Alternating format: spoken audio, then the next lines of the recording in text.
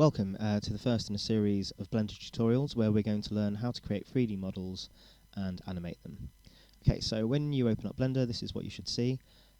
This is our 3D view, which is the main thing we're going to be looking at for now. And the very first thing we're going to learn is how to select objects. You can see we have three things here. Most programs you'll use left click to select things or objects. In Blender's case, it's right click. So let's try that out. So if I right click these three different things, you can see they're selected, and this is shown with an orange outline. And if we have a look in this left-hand corner here, it tells us which object is selected. So we now know that this is a camera, that's a lamp, and this is our cube. We've also got a little icon here that shows us our coordinates, blue being the Z coordinate, green being the Y, and red the X. But we'll look at that in more detail a bit later. Okay, so right click to select our objects, and what we want to do now is look at how we can navigate within our 3D view. Okay, so probably the easiest place to start is our scroll wheel on your mouse. So if you scroll up, you can see we zoom in, and if you scroll back, we zoom out. So far, so easy. Okay, the next thing we're going to learn is how to move our view of the scene around. So if we click the scroll wheel, which from now on I'll call the middle click, or I might say the middle mouse button, if we click and drag our middle mouse button, you can see what we do is we move our view around. And zooming in with our scroll wheel, and depending on where you click on the scene, your rotation will be different, but that will come with practice, become more intuitive. Okay, so middle click to move our view around. Okay, the next thing we're going to learn is how to pan our view. So if you hold Shift on your keyboard and again the middle mouse button, and you can see what that does if you click and drag is it pans our view from left to right without really changing the angle of the view. Okay, so just to recap, middle click to move our view of the scene around, Shift and middle click to pan, and scroll wheel in and out to zoom in and out. Okay, now we're going to look at some quick ways to navigate different views of our scene. I'd like to start off by pressing 5 on your numpad. Your numpad is the numbers on the right hand side of your keyboard, not the horizontal ones on top of your QWERTY keys. So you've pressed 5 on your numpad. What that does is it toggles between perspective and orthographic mode. Orthographic mode means there is no perspective at all, so things that are further away do not get smaller, and I kind of prefer to work in orthographic mode. So, okay, in orthographic mode, so you might need to press 5 a couple of times to get there. The first thing we're going to learn, again on our numpad, is if press 1, and we go into our front view. In case this isn't working for you, it might be that your numlock isn't on your keyboard, so make sure numlock is on. Okay, so 1 is our front view. If we go into 3, it's our side view, and 7 is our top view. Now, that wasn't amazingly helpful because we're looking at a cube, and it looks the same from all angles. Okay, so let's look at something a little bit more interesting than a cube. So let's get rid of our cube to begin with. So make sure that the cube is selected with a right click, press delete, or X does the same thing, and click on delete or just press enter. Okay, and something we haven't looked at yet is this kind of crosshairs thing in the middle. This is called our 3D cursor, and has many uses, but in this instance it will tell Blender where to put a new object. So just in case you've accidentally left-clicked somewhere in your scene, we want our 3D cursor right in the middle. So let's press Shift and C, and what that does is it puts the 3D cursor in the middle, and it arranges our view to be perfectly in the middle of all the objects in our scene. Okay, so I'm just going to pan over a little bit, and we are now going to add a new object. Our add menu is Shift and A. Shift and A. And we want to add a mesh, and let's go for monkey. Okay, just zooming in a little bit. It doesn't look much like a monkey. If we go into top view, that's 7 on your numpad, and you can see we have a monkey. Okay, so let's have a look at those functions again. 1 on your numpad is front view, 7 is top view, 3 is side view of our monkey on its back, and if I just move the view around a little bit, also quite handy, 4 and 6 on your numpad, which rotate the view around that way, and 8 and 2, which goes up and over. 8 and 2, and 4 and 6. Okay. Okay, so let's go back into our top view. So that's 7 on your numpad. And the next thing we're going to learn is how to move our actual object. So far we've moved the view of our object, but not our objects themselves.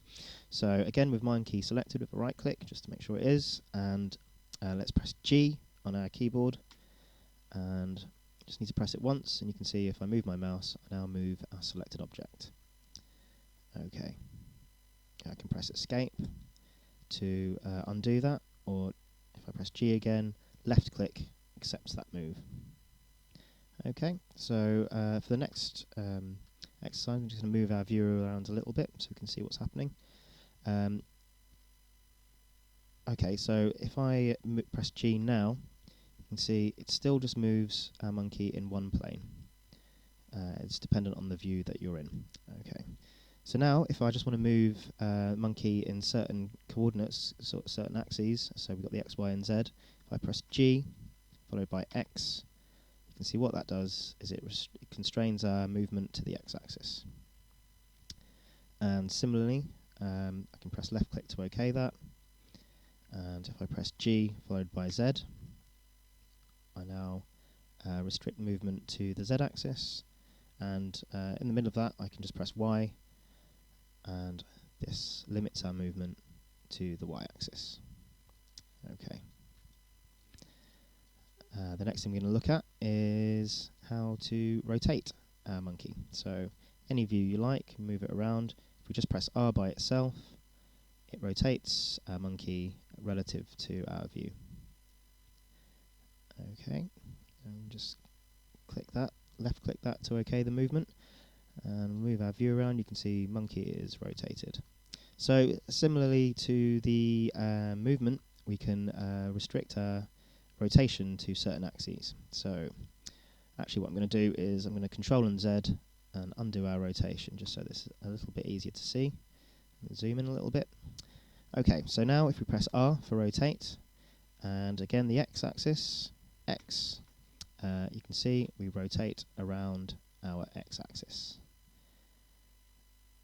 And I'll left click to OK, and again R for rotate, and then Z will restrict our rotation to the Z-axis, and Y the Y-axis. Left click to OK, and Escape to cancel the movement if you want to. But so far I've got rotated and moved monkey. The next main translation function is scaling our object, in this case our monkey. Shortcut for that is S on your keyboard, so if you press just S by itself, you can scale our monkey in and out, making it bigger or smaller. Now this is different from moving in and out of our view. That was just changing our view of the monkey. This is actually making monkey bigger or smaller. Okay, so I'm going to left click to OK that, and we have a bigger monkey face. Okay, and once again similar rules apply. If I actually, I'm going to undo a few times just to make this a little bit clearer. So Control and Z, and I want to undo previous rotations. I think that's now right. Okay. Okay, so you may want to do that as well. Control and Z, you can undo a few times and just make monkey unrotated, so that he's just facing, well, forward in top view. Okay, so if we press S for scale, we've already done that. We scale up and down. Now, if we press S followed by X to scale it in the X-axis, you can see we only scale it in the X-axis. And similarly, Y scales it in the Y-axis, and S followed by Z scales it in the Z axis. Okay. And just for the purposes of the next exercise, I'm going to rotate monkey a little bit. And what's quite handy about Blender is in object mode, Blender will remember those movements and then translations and rotations and scalings.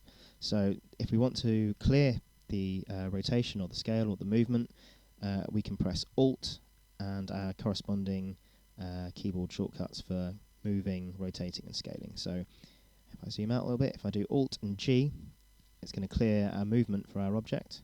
If I do Alt and R, it's going to clear the rotation, and Alt and S clears the scale.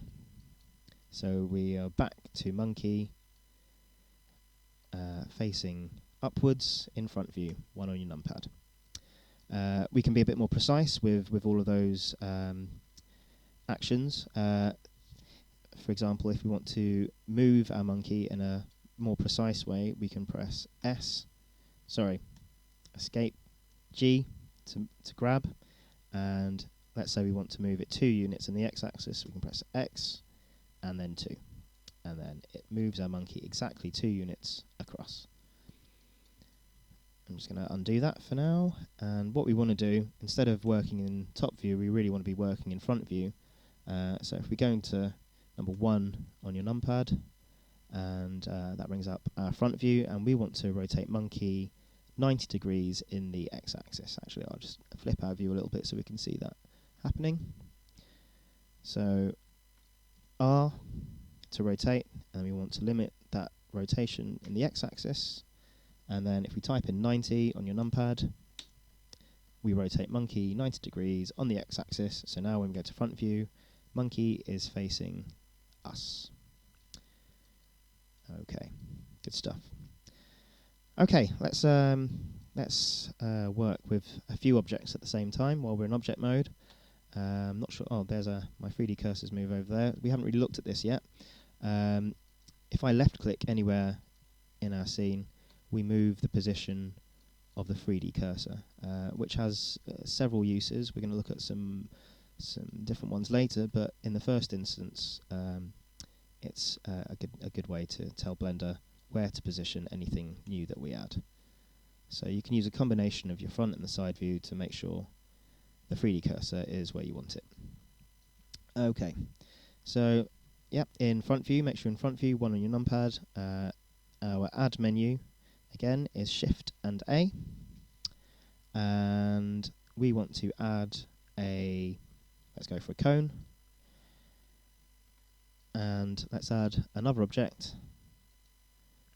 Left click a little bit long from the cone. It doesn't have to be precise. And let's add a cylinder. Okay, so we now have 3 objects that we can right click to select. Okay, so what if we want to select more than one object at a time?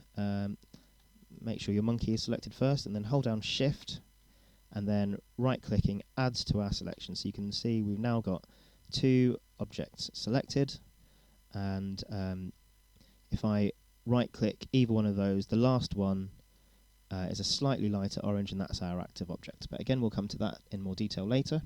So let's also select our cylinder. So Shift, hold down Shift, and right-click, and we've now got 3 objects selected, and that's good. Okay, so now if we do any of those previous actions, translations, if we scale, they all scale. R, they all rotate around their median point. So Blender automatically works out the middle point between the 3 objects, which happens to be right in the middle of our cone. And similarly scale. Okay. There are different ways of working with several objects. If we look down here next to where it says object mode, we have our pivot point options. And Blender defaults as the median point, as we've looked at, so works out the average middle point of whatever's selected. We can work with various pivot points. Let's look at individual origins first. So if we now scale with individual origins selected, you can see that they scale relative to their own median points, their own middle points. Each object has an orange dot that shows where its median point is. So similarly, if I rotate, they now rotate individually, separate from each other, relative to their own median points. And grab's not really going to be any different because they're all being grabbed. Okay. And the next thing we want to look at, that was pretty easy and pretty quick. Let's look at using our 3D cursor as our pivot point. So it doesn't really matter where your 3D cursor is at the moment. I'm going to put mine there. Let's just make sure it's where I want it to be. So front view, side view. Okay.